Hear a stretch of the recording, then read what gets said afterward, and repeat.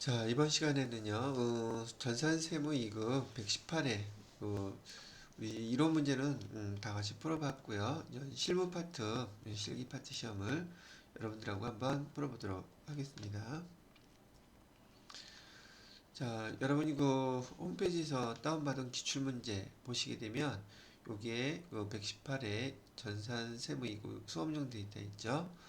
수업용 데이터에 여기 지금 전산세무 2급은 2교시에 해당이 돼요. 2교시를 클릭하셔서 여기 파일, 실행 파일을 실행시키시면 됩니다. 실행시키게 되면은 임시 수험 번호하고 그다음에 감독관 확인 번호 입력하라고 나오는데 그 자료는 여기 PDF 파일에 보시게 되면 나와 있어요.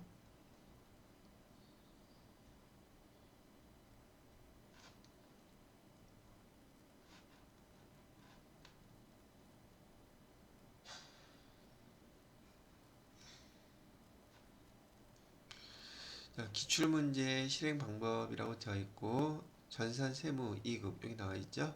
전산세무 2급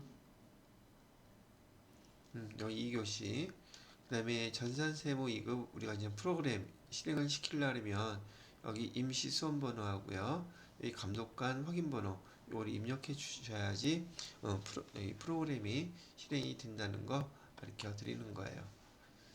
자, 얘는 됐고요. 그래서 실행을 하시게 되면은 이런 파일 프로그램이 이렇게 실행이 되어 있겠죠. 여러분들 그 전산세무 2급의 이름이라든지 임시수험번호, 문제형 쭉 나와 있어요. 뭐 이렇게 해놓고 이제 우리 실무 시험을 갖다가 시작을 해보자는 얘기죠.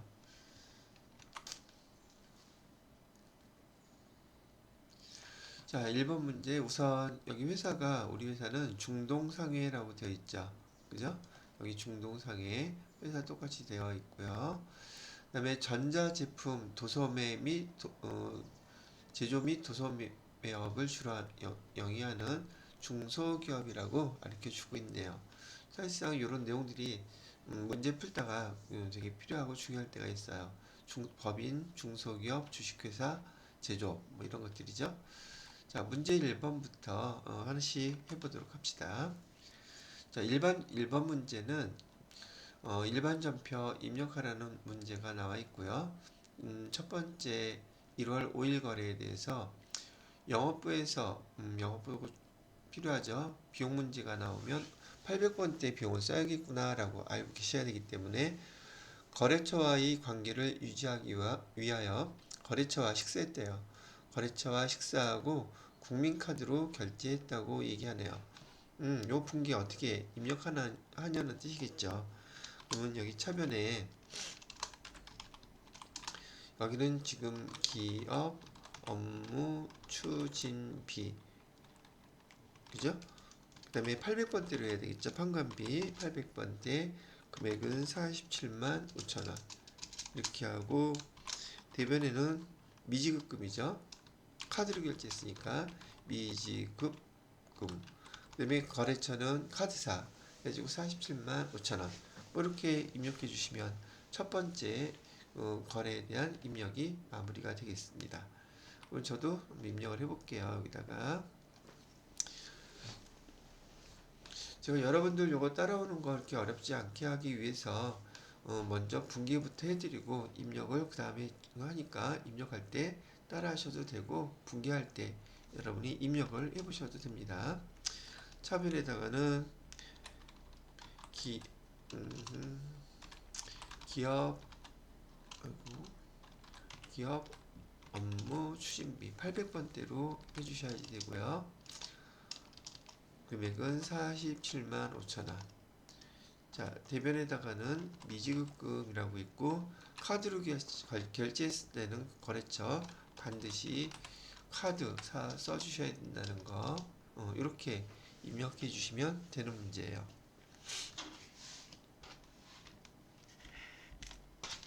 자, 그 다음에 두 번째 문제 보도록 할게요.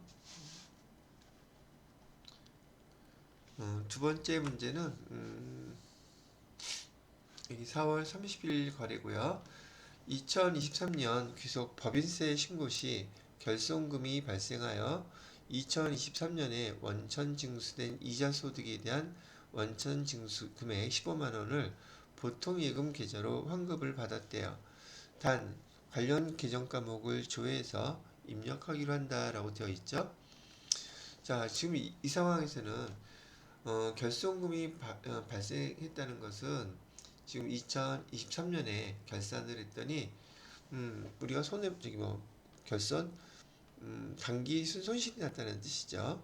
그래서 2023년에 더 이상 낼 세금이 없었는데 우리는 원천 징수해서 우리 것을 제3자가 원천 징수를 해가지고 우리 것을 갖다가 납부한 그 선납세금이 있다는 얘기예요.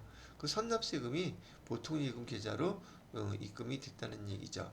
그렇다면은 일단 보통예금 계좌로 입금이 됐으니까 차변에 있고 또 한 영어로 되어 있네.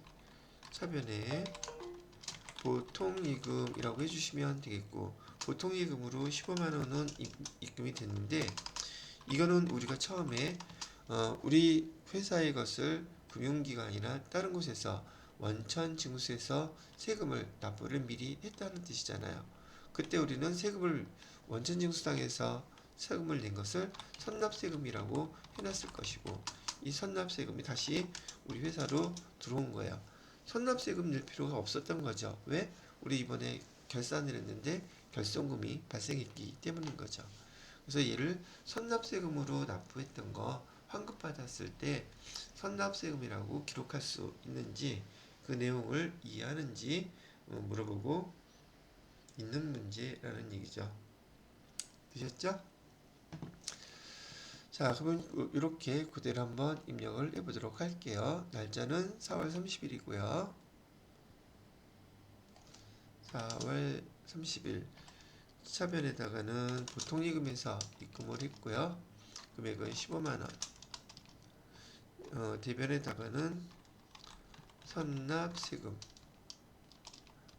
이렇게 입력해주면 되는 문제였었어요.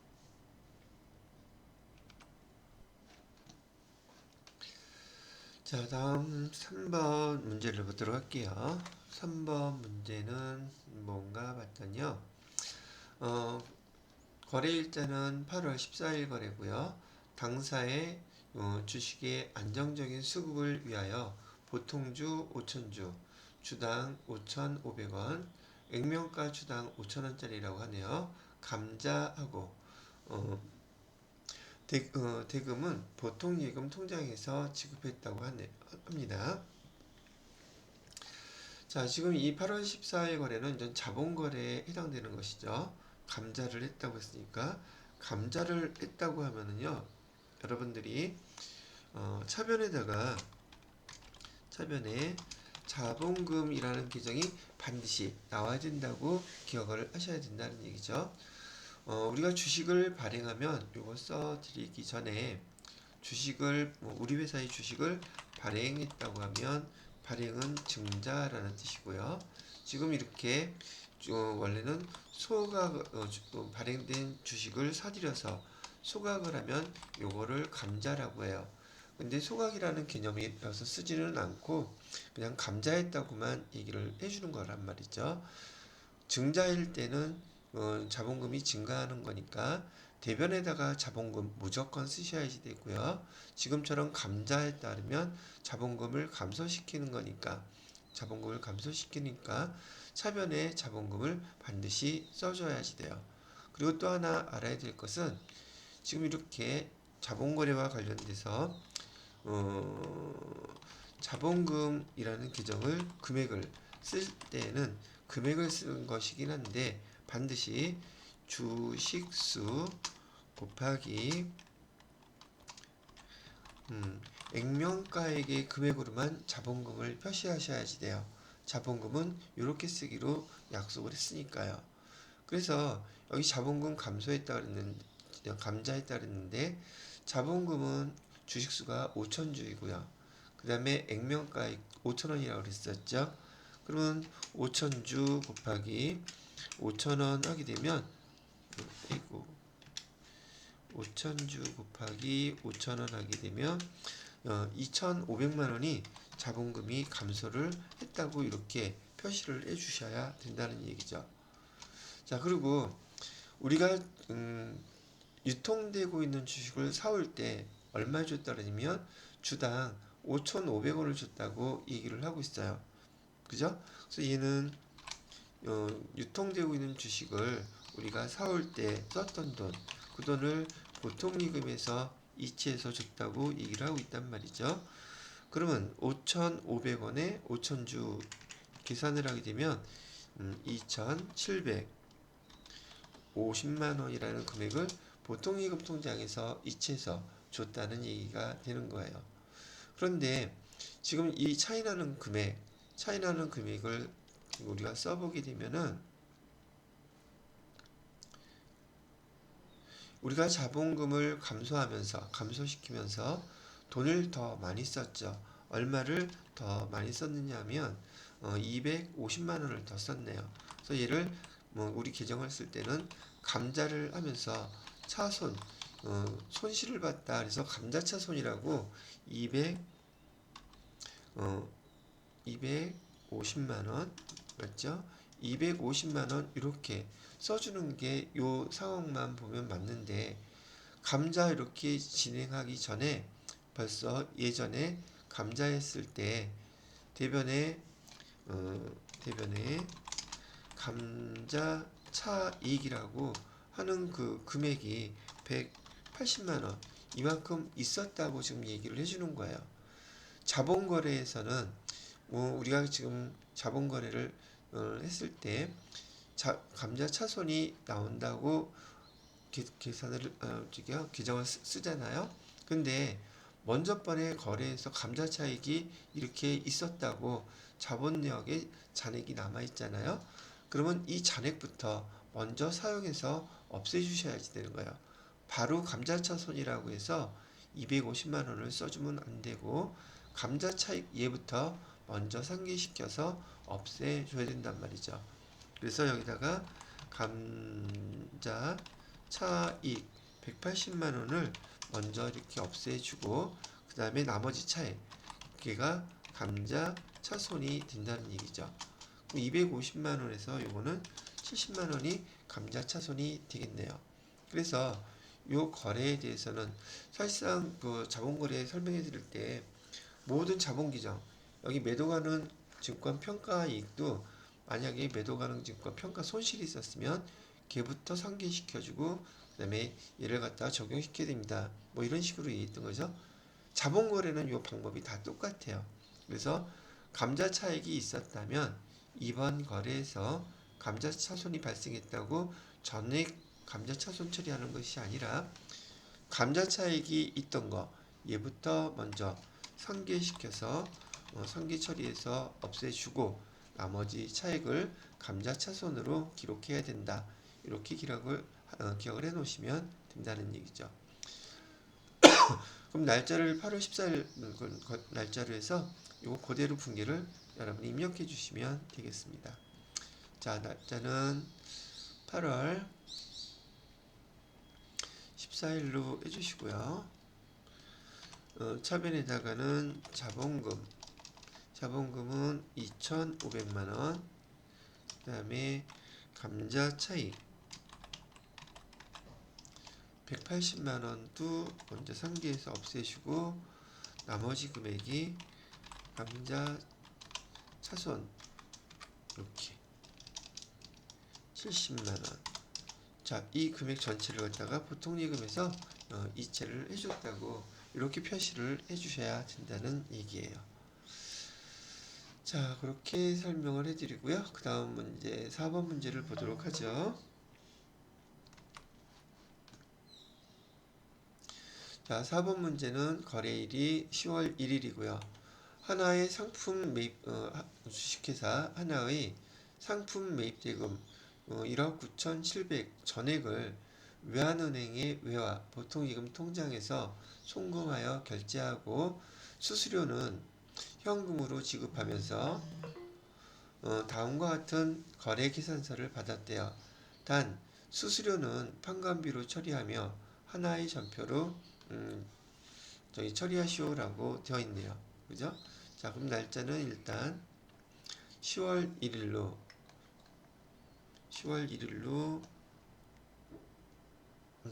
해주시고요.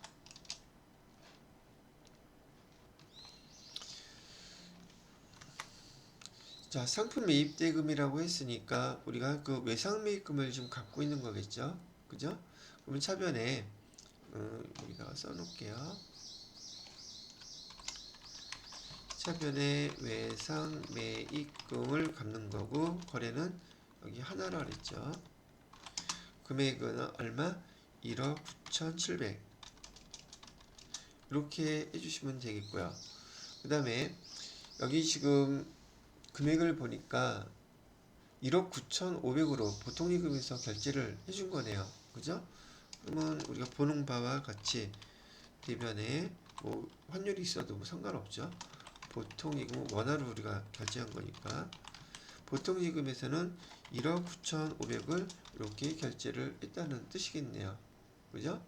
그 다음에 결제 수수료는 어디가 나와 있습니까? 환율 이렇게 해놓고 당발 이체 수수료 2만원 되어 있죠? 얘는 수수료로 해달라 그랬으니까 수수료 비용 우리는 외상매입금을 결제하는데 수수료가 발생한 것이기 때문에 이 수수료 비용은 800번대 수수료 비용으로 여러분이 기록을 해주셔야 돼요. 그래서 여기다가 2만원 이렇게 써주면 되겠고 요 2만원 수수료에 대해서는 현금으로 지급을 했다고 하네요. 그죠? 현금으로 2만원.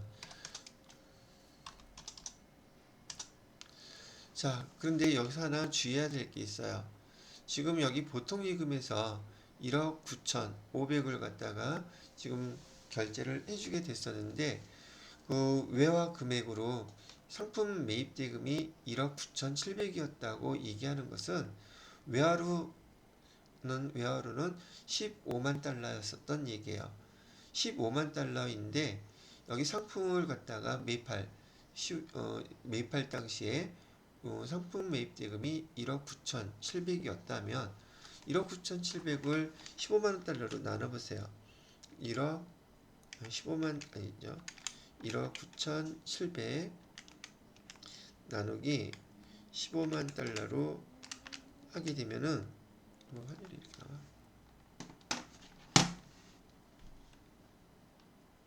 나와. 하여튼 여기 15만 달러를 갖다가 결제하는데 상품 매입할 때는 환율을 곱해서 1억 9,700이 지금 우리가 갚아야 될 외상 매입금이었었어요. 그런데 지금 우리가 원화로 15만 달러를 바꿨더니 지금 1억 9,500만 돈을 쓰게 됐단 말이죠. 그러면 매입할 때 달러로 15만 달러인 거는 똑같아요.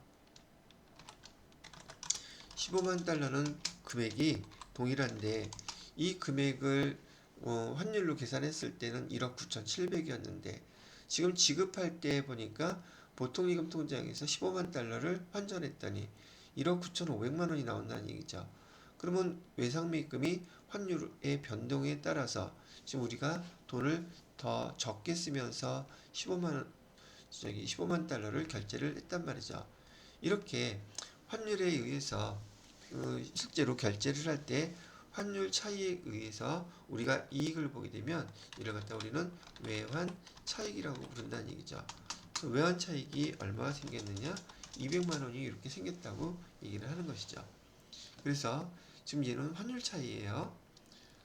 우리가 상품을 매입할 때 달러는 변동사항 없죠. 15만 달러 어치를 갖다가 매입하면서 그때 환율을 계산해 보니까 원화로 1억 9,700이었는데 결제하는 시점에서 15만 달러를 환전해서 결제를 했더니 원화가 1억 9,500만 원이라고 얘기를 하는 거예요.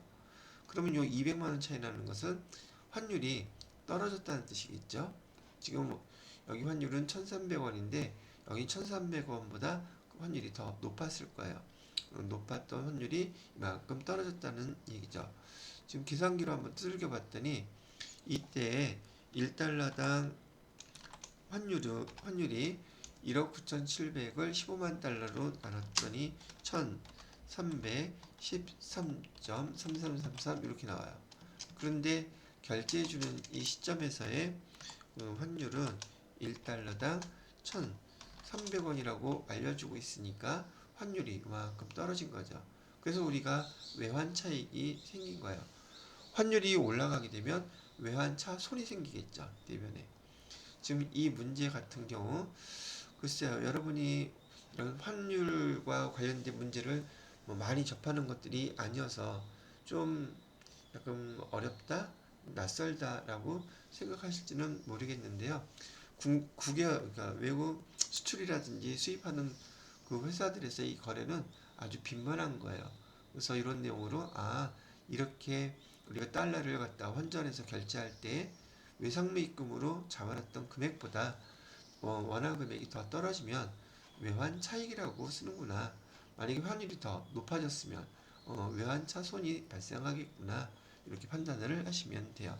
그래서 우리가 10월 1일 날짜로 입력해 줘야 될 분기는 이 상황을 이렇게 반영해서 입력을 해 주시면 돼요.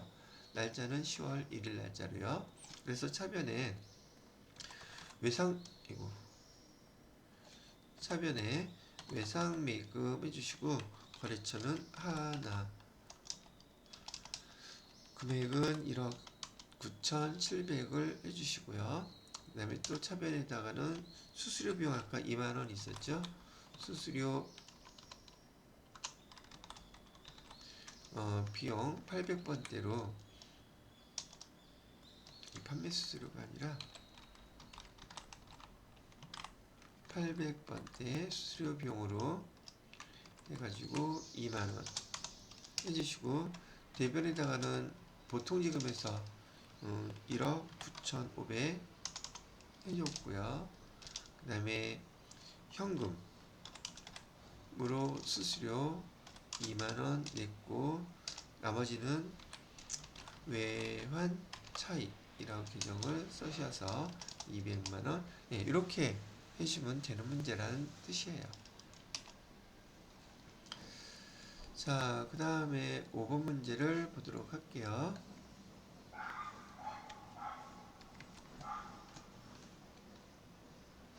자, 5번 문제는 10월 5일 거래고요. 당사는 금융기관의 퇴직연금 상품에 가입하였으며 당해년도 퇴직급여로서 생산직 직원에 대해서 확정급여형 상품으로 2,500만원, 판매직 사원에 대해서는 확정기여형으로 1,500만원 이렇게 보통지급 계좌에서 이체했다고 합니다. 이 회사는요. 외부 금융기관의 직원들의 퇴직연금 제도에 가입이 되어 있는데 확정급여형도 확정기여형도 두 가지를 다 지금 운용을 하고 있다고 얘기를 하고 있는 것이죠. 그래서 지금 여기 보통예금 통장에서 얼마가 빠져나갔나 봤더니 2,500만원하고 1,500만원 얘는 보통예금 통장에서 이체했다 그랬으니까 합계금에 4천만원이 빠져나간 거는 뭐 기정사실이죠. 그런데 확정급여형과 확정기여형에 대해서 우리가 차변에 퇴직연금을 뭐라고 기록을 할 줄 아는지 물어보는 문제예요. 확정급여형인 경우에는 여기 퇴직연금 운용 자산이라는 기종으로 사용합니다. 2,500만원. 그 다음에 확정기여형에 대해서는 바로 비용 처리를 해요. 퇴직급여라는 비용으로 처리를 하고 여기는 판매직이라고 그랬으니까 우리 판관비 800번대 퇴직급여로 해서 1,500만원 이렇게 기록한다고 기억하시면 돼요. 그러면 여러분들한테 설명해 드렸던 것처럼 지금 여기 확정급여형과 확정기여형의 차이점이 뭐냐는 거죠. 했던 거 다시 복습하는 겸해서요. 급여형이라고 얘기하는 것은 영어로 DB 라고 쓰이고요. 그 다음에 요거 외부 금융기관에 이체할 때는 퇴직연금 운용자산이라고 쓰라고 그랬고요. 확정 기여형일 때는 DC형이라고 부르고, 얘를 갖다 외부 금융기관한테 이체할 때는 퇴직급여라는 비용으로 쓰고 마무리합니다. 퇴직급여, 본사, 사무직, 관리직은 판관비 800번대로, 그 다음에 똑같이 퇴직급여로 처리를 해주시되, 생산 또는 제조와 관련됐으면은 여기 제조경비 500번대로 이렇게 구분해서 입력을 해주시는 게 여기 전산세무 2급에서 퇴직연금과 관련된 문제로 주로 물어보는 문제들이 된단 말이죠. 자, 요 차이는 뭐냐면요, 확정급여인 경우 직원들의 퇴직금을 외부 금융기관에다가 이렇게 이체해 놓은 뒤에 그 금액에 대해서, 이체한 금액에 대해서 자금의 운용지시, 자금의 운용지시를 갖다가 얘는 회사가 직접 해줍니다. 회사가 운용지시라는 건 뭐냐면 퇴직금 들어간 그 금액들에 대해서 주식에는 30%, 채권에는 40%, 그다음에 일반 예금으로는 30% 이렇게 그 자금을 어디에다 사용해서 운용해 달라고 지시를 갖다가 회사가 직접 해요. 그래서 계정도 퇴직연금 운용자산이라는 표현으로 자산 계정을 사용하고 있는 거고요. 거기에 반해서 여기 확정 기여형은요, 회사에서 직원들의 퇴직금을 외부 금융기관에다가 이렇게 이체를 시켜주는데, 직원들한테 그 퇴직급여에 대한 모든 계좌를 다 개설을 해줘요. 그래서 그 운영 지시를 갖다가 자금의 운영 지시를 직원이 또는 그 직원 본인이 직접 운영 지시를 할 수 있게끔 해준단 말이죠. 여러분 그 은행 계좌가 있으신 것처럼 퇴직연금 운용 계좌를 갖다가 퇴직금 계좌를 다 개설을 해준단 말이죠. 그러니까 본인이 알아서 개설을 해서 그 퇴직금을 운용하라 이런 뜻이에요. 그래서 여기 자금의 운용 지시 주체가 회사이냐, 그 다음에 본인이냐에 따라서 확정급여형과 확정기여형으로 구분할 수 있고, 확정급여형인 경우 이 퇴직연금 운용자산을 그냥 우리 보통 예금이라든지 당좌예금이라든지 정기예금, 정기적금처럼 통장이라고 생각하시면 돼요. 통장에다가 입금을 먼저 시켜놓는 것이에요. 확정기여형은 그냥 비용 처리하고 퇴직금에 대해서는 직원들에 대해서 왈가왈부하지 않고 본인들이 알아서 운영하라고 하는 그런 제도라고 보시면 되고요. 지금 현재 우리나라에서는 대부분의 기업들에서 퇴직연금 운용제도를 연금을 다 운영하고 있어요. 두 개 다 운영하는 회사도 있고요. 확정급여형으로 운영하는 회사도 있고, 확정기여형으로 운영하는 회사도 있고, 두 개 다 하는 회사도 있단 말이죠. 거의 대부분의 기업들이 다 하고 있어요. 85%에서 90% 회사가 그렇게 운영하는 걸로 알고 있어요. 왜냐하면 퇴직금은 직원들 것이고 어차피 꼭 지급해야 되는 것이기 때문에 외부 금융기관에다 미리미리 예치해 놓는 게 서로 안전하다는 얘기죠. 또 의무이기도 하고요. 자, 그래서 이렇게 운영을 하고 있다. 그리고 입력은 이렇게 해주면 된다라고 얘기를 하는 것이죠. 자, 그럼 여기 분계를 날짜는 10월 5일 날짜로 이렇게 그대로 입력을 해보도록 하겠습니다. 차변에 퇴직연금 운용자산 금액은 2,500만원, 그 다음에 퇴직급여 800번대로 해주셔야겠죠. 1,500만원, 보통예금 통장에서 4,000만원, 예, 이렇게 기록을 해주시면 되는 문제였었어요. 자, 그 다음에 일반전표 입력 문제는 끝났고요. 두 번째 메인 매출 전표 입력해 보도록 할게요. 그러면 일반 전표 입력은 내려놓고요. 메인 매출 전표 입력 클릭하셔서 열어놓고 시작하면 되겠죠.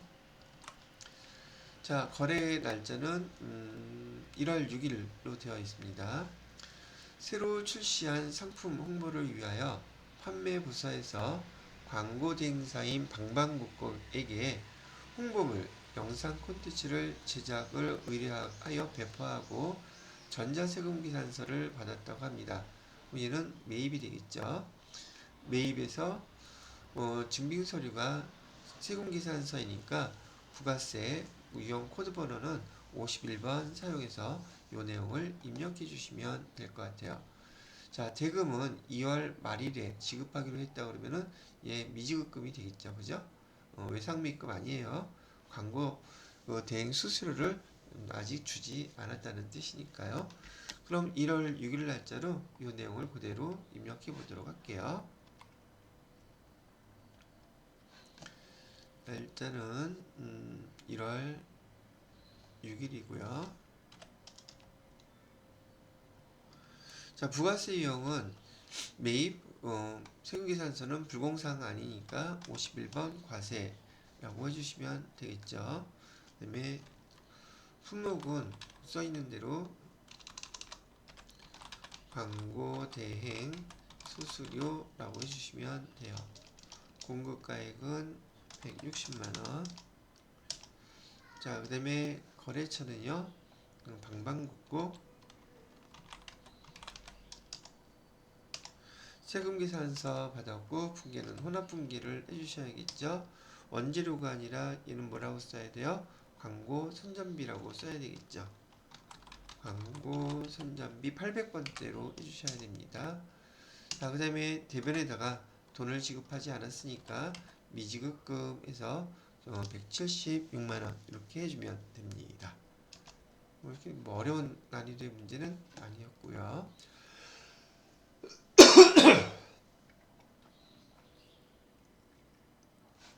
자, 두 번째 문제를 보도록 하죠.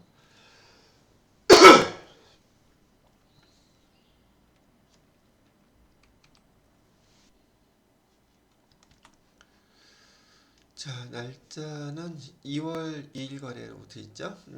정성상의 제품을 공급하고 매출이네요. 아래와 같은 전자세금 계산서 발급했다.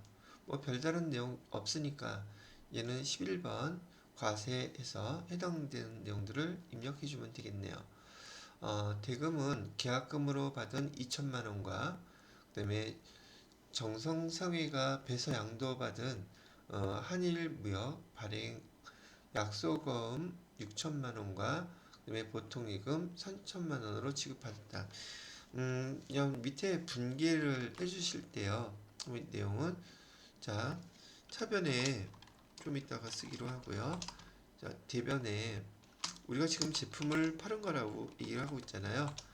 대변에 제품 매출이라고 제품이라고 쓰지는 않겠죠. 자동으로 이제 분기가 되니까 제품 매출을 한 것을 보면은 총 공급가액이 1억 원이네요.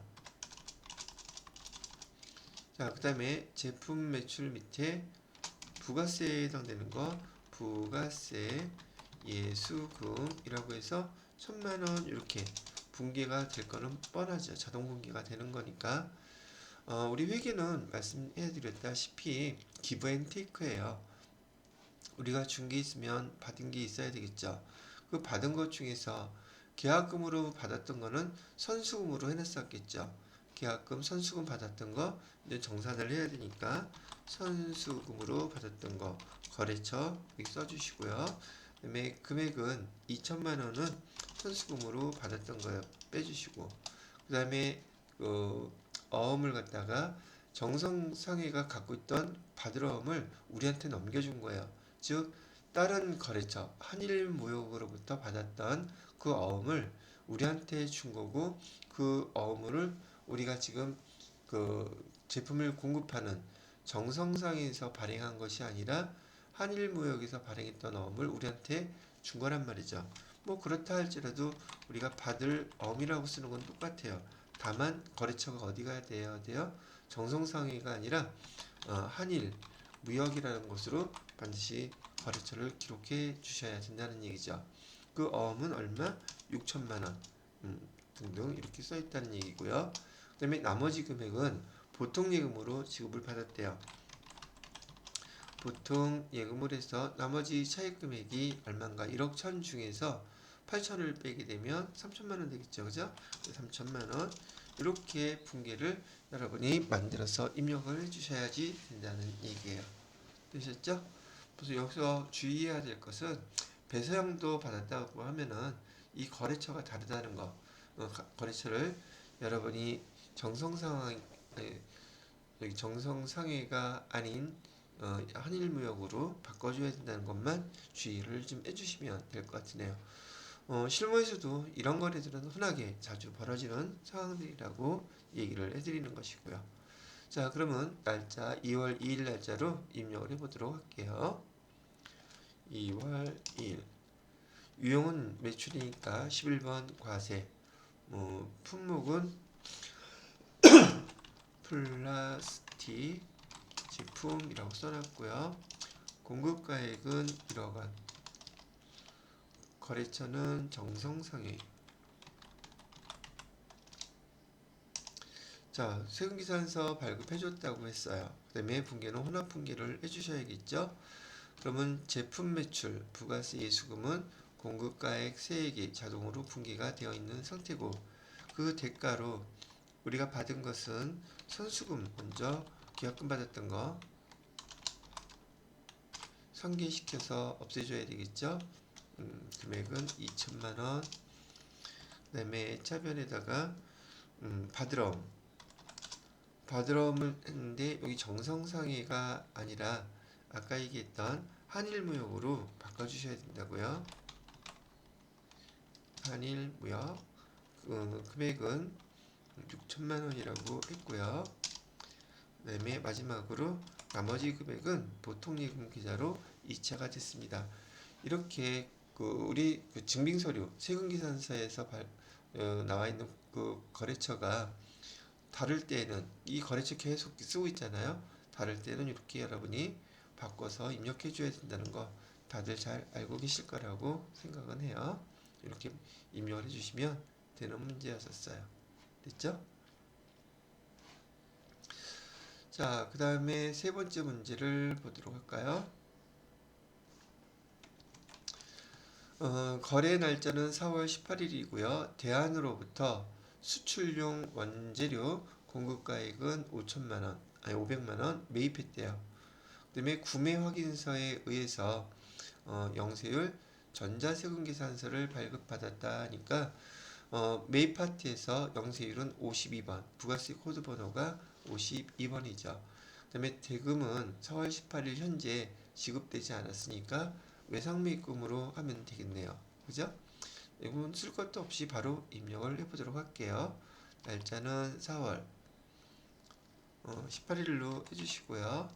부가세 유형은 여기 매입에서 증빙서류가 영세율 세금계산서니까 52번 영세를 쓰라는 얘기고요. 품목은 원재료를 갖다가 매입했다고 했으니까 원재료라고 해주시면 되겠고요. 금액은 500만원. 그 다음에 거래처는 어디서 했다 그랬냐면 대안에서 했다 그랬었죠. 그럼 여기 대안. 그 다음에 세금계산서 발급 받았고요. 그 다음에 분계는 외상이라고 했으니까 원재료, 외상매입금 이렇게 하면 되겠죠. 그죠? 자, 아주 여유로운 문제였었네요. 자, 그 다음에 4번 문제를 보도록 하겠습니다. 4번은요. 거래일자는 6월 5일. 당사는 제품 홍보를 확대할 목적으로 사용할 개별 소비세가 과세되는 소형 승용차 1000cc가 넘네요. 그러면 얘는 불공사항이겠다. 매입에서 불공사항에 해당되는 그 세금계산서인 거죠. 또 높아심에 다시 한번 말씀을 드린다면 여러분이 매입에서 증빙서류로 세금 계산서를 발급받게 되면 51번 과세를 선택해야 될지 54번 불공을 선택해야 될지 반드시 판단을 하셔야지 돼요. 이 불공은요, 세금 계산서에 불공 처리만 가능한 코드란 말이죠. 그러니 일단 불공 코드도 잘 암기하고, 불공 그 사항도 있죠. 6가지. 이따가 불공 내역 나올 텐데 반드시 암기하고 계셔야지 될 것이고요. 그래야지 매입 세금 계산서 받았을 때 불공인지 아닌지 판단하실 수 있을 것이고, 또한 연 세무 2급 정도 되신다면 이렇게 세금 계산서 받았을 때 불공 내역이면 코드 번호 54번을 입력해서 불공 처리한다는 건 알겠는데, 만약에 신용카드 매출 전표를 받았거나 또는 현금 영수증을 받았을 때 이 내용들도 불공사항일 수 있잖아요. 불공에 해당되는 내역을 갖다가 결제할 때 신용카드로 결제할 수도 있고 현금 영수증으로 결제할 수 있잖아요. 뭐 대표적인 게 접대비 관련된 거예요. 기업 업무 추진비와 관련된 것들 신용카드로 거래처와 식사하고 결제할 수도 있고 현금 영수증으로도 결제할 수 있잖아요. 근데 얘네들은 증빙서류를 갖다 받았을 때 불공사항에 해당되는 것이라면, 불공사항에 해당된다면은 얘네들은 메인 매출 전표에다가 입력하면 안 되고요. 얘네들은 반드시 일반 전표에다가 전표 입력에다가 입력을 해주셔야 된다는 거 중요한 사항이니까 잘 구분을 해 놓으시기 바랍니다. 일반 전표에다가 입력해야 돼요. 왜? 얘네들 불공 내용을 54번 불공으로 처리하는 게 아니란 얘기예요. 이 불공은 뭐만? 매입 세금 계산서만 불공 처리할 수 있는 코드지, 신용카드 매출 전표나 현금 영수증을 불공 처리하는 게 아니라는 얘기예요. 그래서 얘네들은 어디서 입력한다? 불공사항에 해당되는 것들이라면 일반 전표 입력에다가 입력하라는 것까지 전산 세무 2급에서는 이 정도까지도 알아야지 또 여러분이 실무 업무에 가서 실수하지 않으신다는 얘기죠.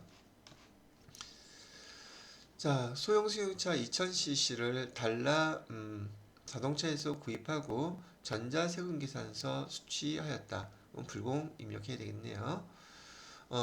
대금 중에서 310만원은 현금으로 지급하고 나머지는 미지급금으로 표시해달라는 내용이죠. 자, 그러면 요 내용 복습 잘 해주시기 바라고 내용을 갖다 그대로 입력을 해보도록 할게요. 날짜는 6월 5일이라고 되어 있죠. 5일. 유형은 불공 처리를 해주시면 되고요. 여기는 승용차 가로하고 2000cc 그대로 써준 거예요. 그 다음에 뭐 수량은 하나, 단가는 2100만원, 거래처는 달러, 세금계산서 받았고요. 여기 불공지 사유 뜨죠. 불공지 사유 여러분들한테 주로 출제해서 시험 문제를 물어보는 거는 여기 2번부터 여기 6번까지 요 5가지 사항이에요.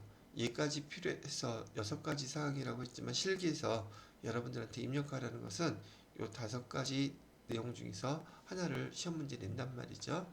지금 우리가 선택해야 될 것은 3번 개별 소비세법 제1조 제2항 3호에 따른 자동차 이거예요. 이걸 클릭하시고 확인. 이것 때문에 불공 처리를 하는 거예요. 그 다음에 붕괴는 혼합 붕괴를 눌러주시면 되겠습니다. 자, 그리고 얘는 우리가 차를 샀기 때문에 원재료가 아니라 차량 운반구라고 규정을 바꿔주시고, 이렇게 불공 처리를 하게 되면은요, 공급가액 세액이 다 합쳐져서 여기 합계 금액으로 2,310만원이 전체 금액이 다 차량 운반구로 반영된다는 거, 즉 부가세 대급금이 나타나지 않는다는 거 한번 참고를 해서 봐주시기 바라고요. 자, 대금은 현금으로 먼저 준 게 있었대요. 현금으로는 310만 원을 먼저 주었고 나머지 금액은 미지급금 2천만 원 이렇게 남겨두었다는 뜻이네요. 자, 이렇게 입력을 해주시면 되고 세무 2급에서도 기본적으로 메인 매출점표 입력에서 불공사항 시험 문제는 빠지지 않고 출제되니까 잘 복습을 해주시기 바랍니다. 자, 그 다음에 5번 문제를 보도록 하죠. 5번 문제는 6월 20일 거래고 싱가포르에 소재하는 랜드로버에게 제품을 3만 달러의 무역 중개 방식으로 수출을 했대요. 이거 수출이네요. 대금은 다음과 같이 받기로 하고 선적한 당일 18,000달러가 보통예금에 입금이 되었다고 하네요. 이와 관련하여 적용된 환율은 다음과 같다. 6월 20일자 회계 처리를 해달라고 하네요. 지금 우리가 회계 처리해야 될 건 요 날짜로 회계 처리를 해줘야 되겠죠. 그죠?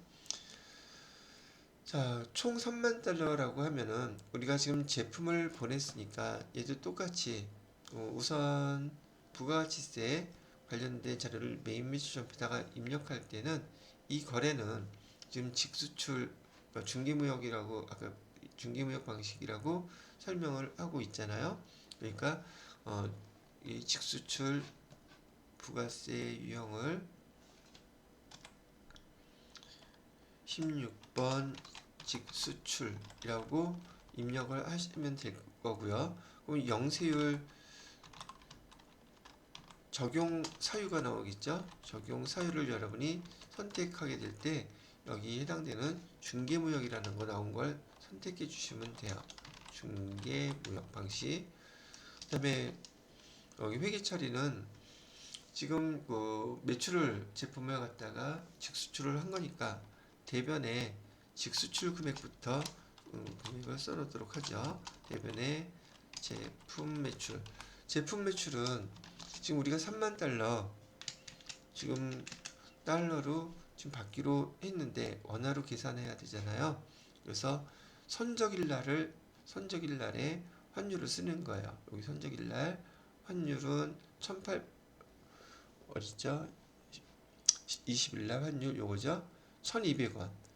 선적일 날 환율이 우리가 제품을 매출했을 때 공급가액이 되는 것이니까 그러면 금액은 여기 총 합쳐서 3만 달러 곱하기 환율은 1200원 이렇게 해주시게 되면 3600만 원이 우리가 지금 제품을 매출을 한 거예요. 원화 금액으로 3600만 원 이렇게 입금이 됐고요. 입금이 제품을 매출했고 그럼 차변에 아까 말씀드렸던 것처럼 우리는 기브앤테이크라고 했잖아요. 차변에 보통 예금으로 들어온 돈 보통 예금으로 들어온 돈은 당일날 판매 대금으로 18,000달러가 들어왔다고 하니까 18,000달러 곱하기 환율은 당일 거 똑같겠죠. 1200 해주게 되면 2160만 원이 입금이 됐겠네요. 그죠? 2160만 원은 입금이 됐고 나머지 금액은 제품을 팔고 아직 돈은 못 받았죠. 얘는 일단 외상 매출금이라고 해 놓으시면 되겠습니다. 외상 매출금은 나머지 잔액이 돼야 되겠죠. 그죠? 그래서 여기 3,600만 원 중에서 18,000달러 원화로 환산한 금액 이 금액을 뺀 나머지 잔액 1,440만 원이 외상 매출금이 된다는 얘기예요. 이렇게 기록해 주시면 되고 7월 15일 날 이 환율 사실상 6월 20일 날 우리가 결제받고 물건 보내면서 7월 15일 날 환율이 이렇게 될지 알아요? 몰라요? 이건 몰라요. 아시겠죠? 그리고 7월 15일 날 돈이 들어오게 되면 우리가 지금 12,000달러에 대해서 적용해 놓은 이 금액과 돈 받는 7월 15일 날 얘가 1,300원으로 들어왔다 그러면 원화로 비교해 봤을 때 우리가 지금 외상 매출금 여기 1,200원을 받을 게 있었는데 환율이 올라서 외상 매출금으로 1,300원을 받게 되면 실제로 외화를 결제 받는 것인데 그 그날의 환율 때문에 환율 차이가 나죠. 그래서 1달러당 100원의 이익이 생겨요. 그걸 우리는 뭐라고 기록하냐면은 외환 차익이라고 부르는 거예요. 요때 이렇게 실제로 결제를 하면서 환율이 올랐기 때문에 그 차익만큼을 더 많이 받게 되는 거. 그 금액을 우리는 기록할 때 7월 15일 날 만약에 돈이 들어왔을 때 분개를 하려면 그 차익 금액을 외환 차익이라는 계정으로 우리가 기록을 한다. 이렇게까지만 알아두시면 되지 않을까 싶어요. 이 6월 20일 날 문제에서 요구하는 분개는 이렇게만 입력을 해주시면 된다는 얘기죠. 자, 그래서 6월 20일 날짜로 이 내용을 한번 반영해 보도록 할게요. 자, 매출을 했고 수출을 했다고 했었죠. 이 제품이라고 했으니까요. 제품이라고 쓰겠습니다. 자, 공급가액은 3,600만원 되겠고요.